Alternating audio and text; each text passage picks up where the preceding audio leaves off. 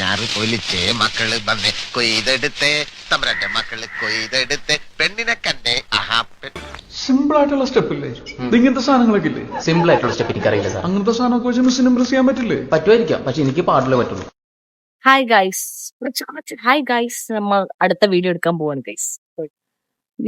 അങ്ങനെ നമ്മൾ വീഡിയോ എടുക്കാൻ പോകുന്ന വീട്ടിലേക്ക് നടന്നു പോവുകയാണ്. നമ്മുടെ വീടിന്റെ തൊട്ടടുത്ത് തന്നെയാണ് കേട്ടോ. അപ്പം നടന്നു പോകുന്ന ദൂരേ ഉള്ളൂ. അപ്പം നമ്മൾ അങ്ങോട്ട് പോവുകയാണ്. എത്ര ആയിട്ടുണ്ട് കേട്ടോ.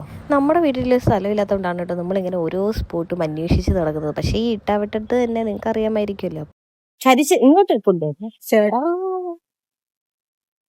ഗൈസ്. ഈ സൈഡേ ഉള്ളു വെയിൽ, അതുകൊണ്ടാ. അതെ അതെ, നമ്മളങ്ങനെ ആ വീട്ടിലെത്തിയിട്ടുണ്ട് കേട്ടോ. ഇവിടുത്തെ ചേച്ചിയുടെ കുഞ്ഞിനെ നമുക്ക് വീഡിയോ എടുക്കണമായിരുന്നു. അപ്പോൾ അവളും ഡാൻസ് കളിക്കുന്ന കുട്ടിയാണ്. അപ്പം അവൾക്കും വീഡിയോ എടുത്ത് കൊടുക്കണമായിരുന്നു. അപ്പം അതുകൊണ്ട് നമ്മൾ ഒന്നിച്ച് ഇവിടെ വെച്ച് തന്നെ ചെയ്യാമെന്ന് വിചാരിച്ചു. അങ്ങനെ നമ്മൾ വീട്ടിൽ വന്നിട്ടുണ്ട്. കുഞ്ഞപ്പോൾ ഒരുങ്ങുമായിരുന്നു കേട്ടോ. എന്നാൽ പിന്നെ അവളെ വരുമ്പോഴത്തേക്ക് നമുക്ക് എടുക്കാമെന്ന് കരുതി. നമ്മൾ സ്റ്റെപ്പ് കയറുകയാണ്. അതെ അതെ, എന്റെ ടെറസിലാണ്. ബാക്ക്ഗ്രൗണ്ട് പക്ഷെ അടിപൊളിയായിരുന്നു കേട്ടോ. നമ്മൾ വിചാരിച്ചതിനേക്കാളും അടിപൊളിയായിരുന്നു. ആകാശം നോക്കിയില്ല ചേച്ചി, അങ്ങനെ സത്യം പറഞ്ഞ ഒടുക്കത്തെ വെയിലാണ് കേട്ടോ. 3 മണിയാണെങ്കിൽ ഒരു ഉച്ചവെയിലിന്റെ ഭീതിയായിരുന്നു. വെയിൽ സഹിക്കാൻ വയ്യാതെ അവസാനം അങ്ങ് ഇരുന്നു. ഗൈസ്, നമ്മുടെ വീട് ഇതിലെ കൂടെ കാണാൻ പറ്റത്തില്ല, ഞങ്ങൾക്ക് കാണാൻ പറ്റത്തോ കാണുന്നു.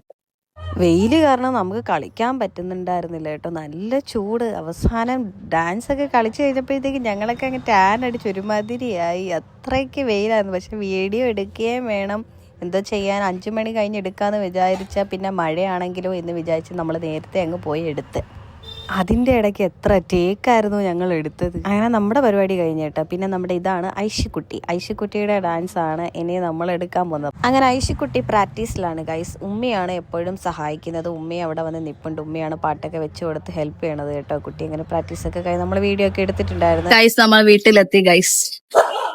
അങ്ങോട്ട് പോയ രീതിയിലല്ല കേട്ടോ നമ്മൾ തിരിച്ചു വന്നത്. ഒരു കോലമായിട്ടാണ് നമ്മൾ തിരിച്ചു വന്നത്. അപ്പം ഇന്ന് ഇത്രയുള്ള വീഡിയോ. അടുത്ത വീഡിയോ കാണാം. Tata, bye bye.